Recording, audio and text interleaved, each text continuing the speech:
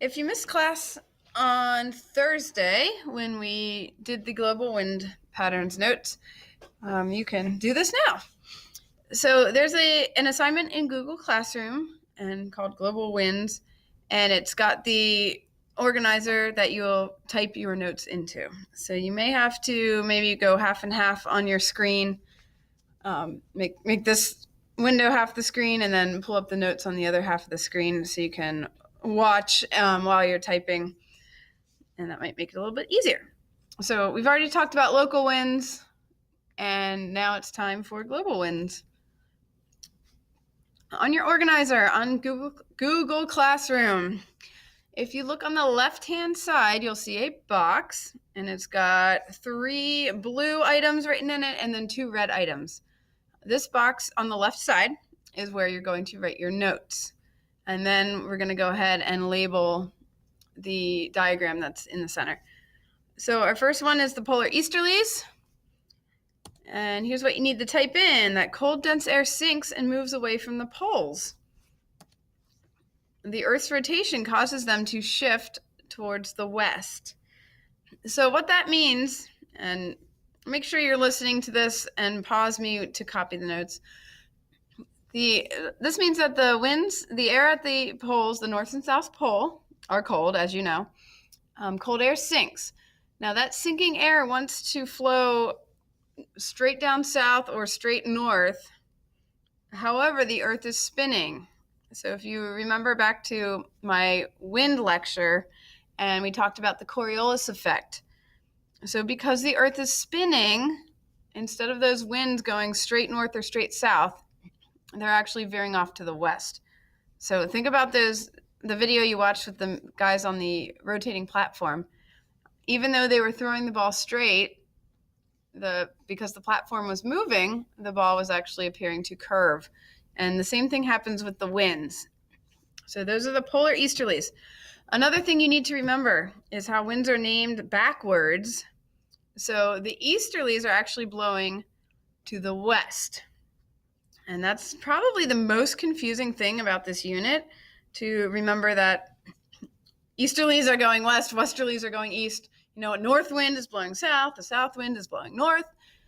So that's a little bit backwards to what your brain wants it to be. Our next wind belt is the prevailing westerlies. And sometimes people shorten it and just call them westerlies. So the westerlies are blowing towards the poles, but again, because of the Coriolis effect, they're turned off to the east.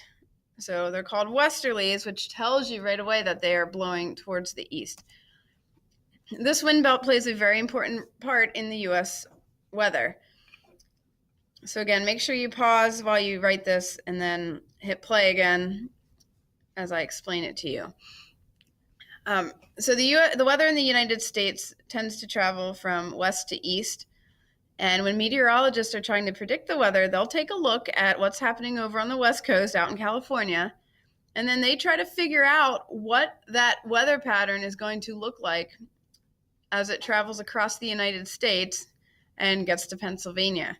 So there's a lot of different factors that come into play with that. You know, what's the weather already like out there? What are they going to be? What type of air is that weather pattern going to be passing through on the way here? What other air masses, what other weather things are happening, to the north or the south of us that could affect those things? So I always joke that, hey, I wish I was a meteorologist and then I could be wrong all the time and get paid a lot. But really, they're correct a lot of the time. And we really only think about their job when they're wrong and they tell us we're going to get 6 feet of snow, and then we wake up the next day and there's not even a flake in the sky. So the meteorologists, they do have a tough job. They're looking at a lot of different things, and they're trying to predict what the weather's going to do, and that's a very difficult job. So anyhow, the westerlies are what's responsible for getting the most of our weather to us over here in Pennsylvania. Our next winds are called the trade winds, and these are closest to the equator. So they blow towards the equator, but again, we talked about the Coriolis effect. So because the Earth is spinning, these are actually blowing towards the west. Oops, sorry. One other thing about the trade winds, they got their name because a couple hundred years ago, when people used giant sailboats to travel across the oceans to trade their goods with each other. So this is back before we had airplanes and boats with motors and things like that. The sailors and the boats had to use these trade winds to blow their boat across the ocean. So they became known as the trade winds because the big trade routes that different continents used between each other were located within these trade winds. And they were very consistent. They were always blowing in the same direction. So they could figure out how long it was going to take them to get across the ocean because it was the same pretty much every time. All right, now we are down to the red words on your organizer. I made them red partially so we would know they were kind of separate from the wind belts, and partially because red means stop, and these last two winds, they're not really winds. I kind of like to call them the anti-winds. So these are areas that really don't have wind. So the doldrums is the first one. So the doldrums are found near the equator. And here the warm air is rising quickly because you should already know that the equator is really, really hot. So the warm air there heats up quickly, it rises, but then any other air that's trying to rush in to fill in that space also gets heated really quickly and rises. So all the air is just kind of rising there, and there's very little back and forth motion. So there's very little wind here because the air is not able to move very far before it gets warmed up and it rises as well. So that's the doldrums. You want to stay away from there if you're on a sailboat because you're not going to get a whole lot of wind. That doesn't mean there can't ever be a breeze there.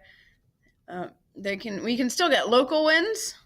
So an area near the beach would still be able to get those land and sea breezes, but there's no major wind belts. So if you're out in the middle of the ocean, there's not really going to be any wind. Unless there's some clouds or something in the sky causing some uneven heating of the land, or of the ocean rather. Our final one is the horse latitudes. And this one's kind of my favorite because it's got a neat story to it. But first, let's jot down our notes. So it's another region of very still air. So it's similar to the doldrums in that it's an area where there's very little back and forth motion of the wind. So the air here is actually sinking. So unlike the doldrums where the air is all rising, in the horse latitudes, all of the air is sinking. It's all the cool air coming towards the poles that has cooled enough to sink. So the air is just sinking down and down. And then before we write our last little bit of notes, I'm going to tell you why they're called the horse latitudes. And it's kind of a sad story. Again, these were named back when there were just big sailboats to trade goods with other countries, other continents. And these boats would pack enough food and supplies to get them across the ocean. So they knew how long it took. They would pack enough supplies for, that 2-month journey or however long it was. And sometimes the boats would go off course. So when you have a huge sailboat that's really heavy, and you're depending on winds, and all of a sudden you get off course into these horse latitudes, your boat stops. It doesn't sink. People kept trying to tell me that your boat would sink if it stopped. It's not a shark. So anyhow, the boat stops, and people would get stranded for days or even weeks in these horse latitudes, and they'd start running out of supplies. So what they would do is throw the horses overboard. Not only were the horses very heavy, but they drank a lot of water and ate a lot of food. So they would, as the water and food for the horses was running out, rather than having the horses dying on the boat, they would chuck them overboard, and that would lighten the load. And eventually the boat would catch a small breeze, and they would be able to get back on course and complete their journey. And now I don't like sad endings, and I really love animals. So let's just say that there's a magical horse island out in the middle of the ocean, and all the horses swam there. Horses really can swim. That's the truth. So all the horses swam to the magical horse island, and it's full of hay and apple trees, and they lived happily ever after. So here's the last bit of notes. It's named because sailors tossed horses overboard as food and water for them ran out. All right, now here's where I'm going to confuse you. No, I'm really trying not to confuse you, but my diagram looks a little bit different than yours. I put boxes around your diagram to label the different wind and the anti-wind, if you will, belts. Now, I put your boxes on the outside of the diagram because it'll be hard to read if they're inside. So just follow along. I'm going to use my mouse here to show you where. So you have a blue box right up here at the top, and you have a blue box right here at the bottom. So you're going to label those two blue boxes with easterlies.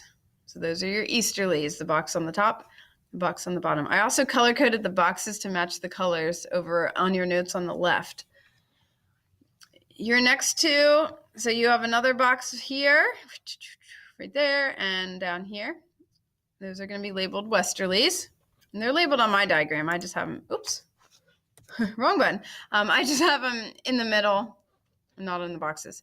So you should have easterlies up at the top here, down at the bottom, westerlies here, and then trade winds here and trade winds there. So that's where those wind belts are. On the other side, you've got the red boxes that go along with the red notes over on the left. So the box in the middle is the doldrums. You don't have to write equatorial doldrums. You can just type in doldrums. And then you've got a box here that should be horse latitudes, and a box here that should be horse latitudes. So go ahead and make sure you have all of your boxes labeled correctly. And then you should be good. So those are the wind belts, the global wind belts that are pretty much always blowing on the Earth. And if the Earth stopped rotating, all of those would just be blowing either straight towards the poles or straight towards the equator. But because the Earth is spinning, they all get thrown off to either the east or the west. And now I'm done.